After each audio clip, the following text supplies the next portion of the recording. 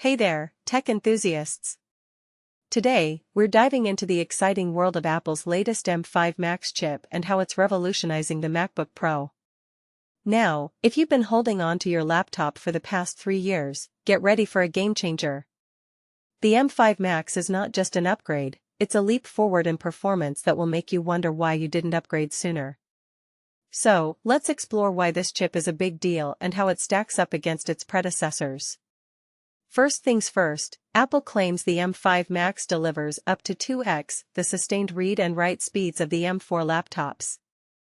And guess what? Our testing confirms this. The 4TB SSD in the 16-inch M5 Max MacBook Pro can sustain a 13.6 GB per second read speed and a whopping 17.8 GB per second write speed. That's an 86% increase in read speeds and a staggering 123% boost in write speeds compared to the M4 Max. Now, that's what I call a significant upgrade. But wait, there's more to this story. The M5 Max isn't just about faster SSDs, it's about a complete overhaul of the chip architecture. Apple has introduced a third type of core, the Super Core. This Super Core gives the M5 Max an 8 to 9% edge in single-core CPU tests, which is pretty typical for a year-over-year generational gain. However, it's in the multi-core performance where the M5 Max truly shines. With 12 performance cores and 6 super cores, it's about 10% faster in Geekbench CPU multi-core and 14% faster in Cinebench 2026, despite having 12.5% more cores. Now, that's what I call a powerful chip.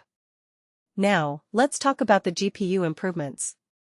The M5 Max delivers a 26% improvement in OpenCL framework and an 18% improvement in Metal graphics rendering. It shaved 8 seconds from our 4K Premiere Pro export test compared to the M4 Max, which is a significant difference. So, if you're a video editor or a graphic designer, the M5 Max is a dream come true. But here's the catch, the M5 Max's performance gains are most noticeable when you compare it to older laptops. Compared to the M2 Max from 2023, single CPU core performance in Geekbench 6 for the M5 Max is 55% faster, while multi-core performance nearly doubled. Metal rendering performance in a GPU test showed a 64% improvement in the M5 Max versus the M2 Max. And the M5 Max cut Premiere Pro 4K export time by a full 30% for our 5-minute, 33-second video. So, what does this mean for you? Well, if you bought the last-gen MacBook Pros, you're not missing out on a ton, except for the incredibly fast read/write SSD speeds. But if you bought the M2 Max 3 years ago and you're already pushing it to its limits, the M5 Max looks like a significant upgrade.